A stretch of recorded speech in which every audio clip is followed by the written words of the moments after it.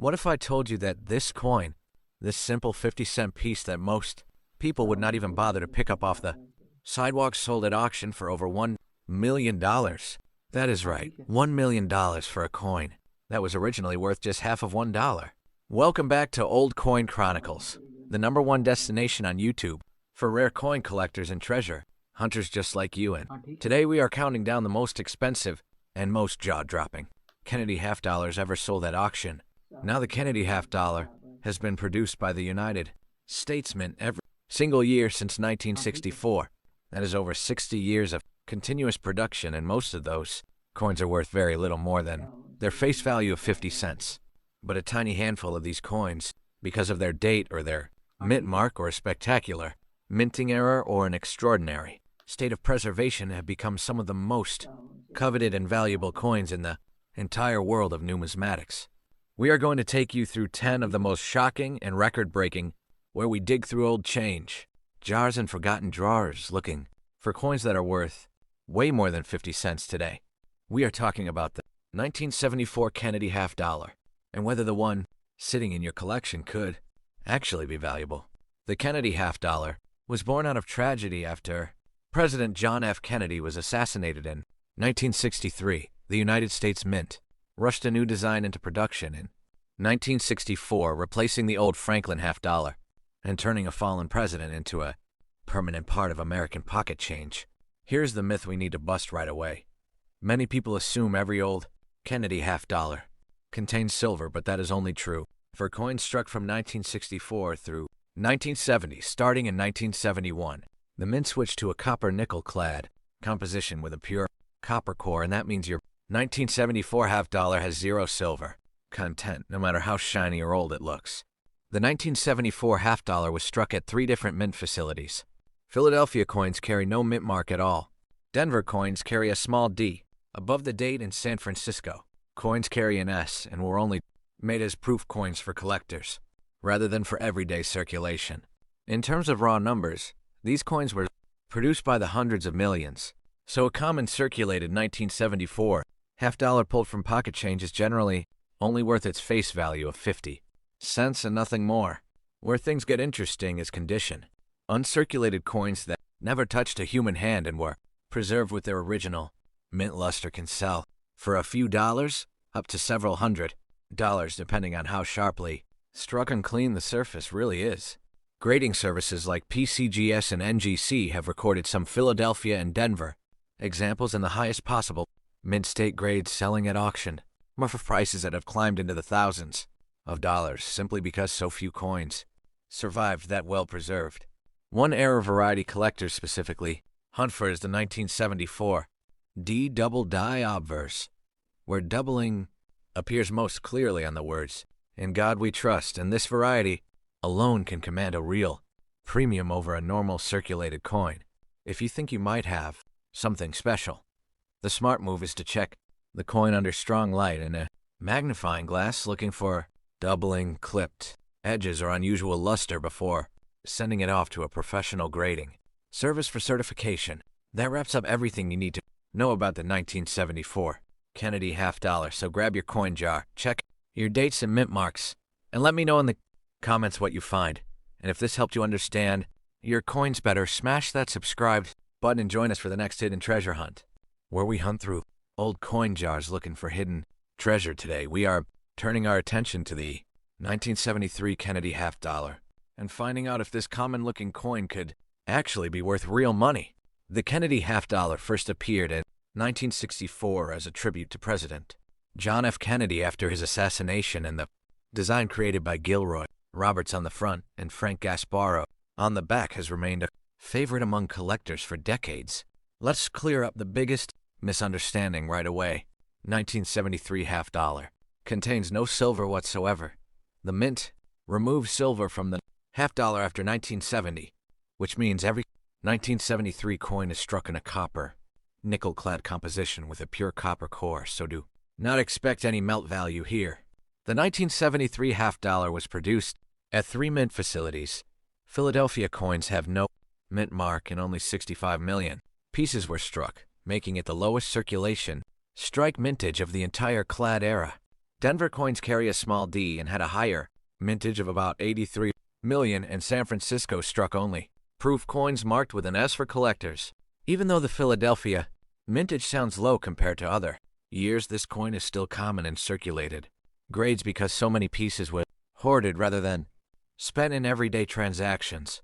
A worn 1973 half-dollar pulled straight from pocket change is typically only worth its face value of 50 cents or a small premium of a couple dollars in average circulated condition.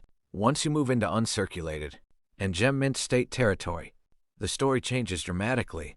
Exceptional Philadelphia, example with beautiful toning, sold for $6,600 at a major auction house, showing just how much condition can matter.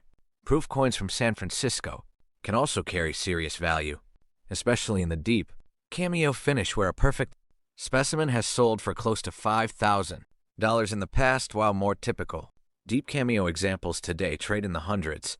If you think your coin might be special, look closely at the strike quality, the mint mark, and any signs of doubling or errors. Then consider sending it to a professional grading service like PCGS or NGC before selling. That covers everything you need to know about the 1973 Kennedy half dollar. So check your change, check your old collections, and let us know in the comments what you discover.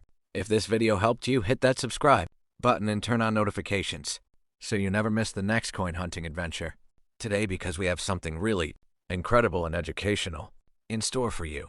And today we are going to be doing a very deep and thorough dive into the 1985 Kennedy half dollar, which is one of the most interesting and widely discussed coins among collectors and numismatists all across the United States of America. And if you have ever come across one of these coins in a coin jar or in an old collection, or maybe at a flea market or estate sale, then you are going to want to watch this entire video from beginning to end, because by the time we are done, you are going to know everything there is to know about this fascinating coin, including its history, its design, its composition, its mint marks, its value, its worth in today's market, and so much more.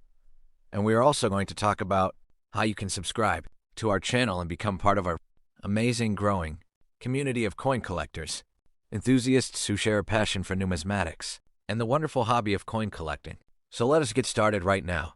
To truly understand the 1985 Kennedy half dollar, we first need to go back in time and understand the full history of the Kennedy half dollar series and how it came to be one of the most beloved and collected coins in the entire history of American coinage. And the story begins on November 22nd, 1963, which was the tragic day that President John Fitzgerald Kennedy, the 35th President of the United States of America, was assassinated in Dallas, Texas, and the entire nation was plunged into a period of deep mourning and grief.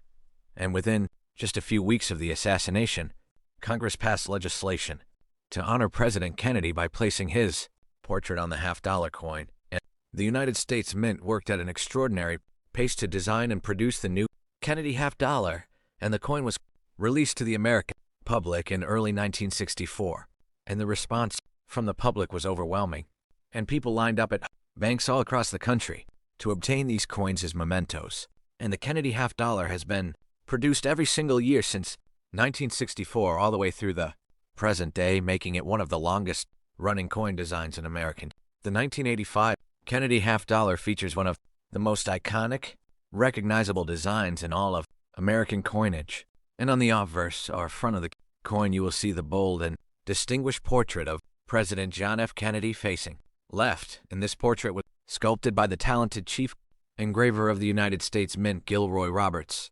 And it captures the strength and dignity of President Kennedy in a way that has resonated with the American people for over 6 decades now. And around the top of the obverse, you will see the inscription, Liberty, written in large, bold letters, and at the bottom of the obverse, you will find the date, 1985. And the motto, In God We Trust, appears on the left side of the coin near Kennedy's neck. And on the reverse or back of the coin, one of the most important things that every collector needs to understand about the 1985 Kennedy half dollar is its metal composition. And unlike the earlier Kennedy half dollars that were produced from 1964 through 1970, which contained either 90% silver or 40% silver, the 1985 Kennedy half dollar was struck in a copper-nickel clad composition, and this means that the coin has absolutely no silver content whatsoever.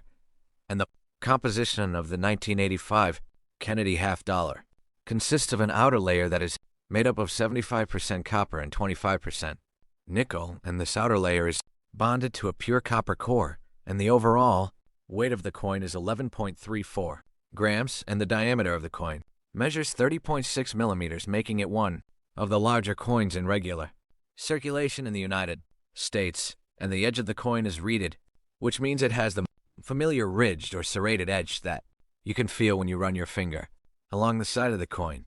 And understanding the composition of your coin is extremely important because it directly affects the intrinsic metal value and the overall worth of the coin in today's marketplace. The 1985 Kennedy half dollar was produced at 2 different United States mint facilities, and each facility used a different mint mark to identify where the coin was struck. And the first facility was the Philadelphia Mint, which used the letter P as its mint mark. And in 1985, the Philadelphia Mint produced a very substantial number of Kennedy half dollars for general circulation, and the mintage figure for the 1985p Kennedy half dollar was approximately 189000962 coins, which means nearly 19 million of these coins were struck at the Philadelphia Mint alone.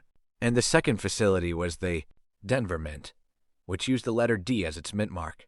And the Denver Mint also produced a very large number of 1985 Kennedy half dollars with a mintage of approximately 1,981,403 coins, meaning nearly 20 million coins were produced in Denver. And in addition to these circulation strikes, the San Francisco Mint also produced proof versions of the 1985 Kennedy half dollar for inclusion in the annual proof sets sold to collectors, and the mint mark on a Kennedy half dollar is located on the obverse side of the coin, just below the truncation of President Kennedy's neck and directly above the date. Now we have arrived at the section that most of you have been waiting for, and that is the discussion of exactly how much your 1985 Kennedy half dollar is worth in today's coin market. And let us start with the most basic scenario, which is a heavily circulated 1985p or 1985D Kennedy half dollar that shows significant wear on the high points of the design, and in this condition the coin is generally worth its face value of 50 cents. And unfortunately, because the 1985 Kennedy half dollar contains no silver and was produced in very large quantities, its melt value does not significantly exceed its face value, and however in uncirculated mint state condition, the story becomes much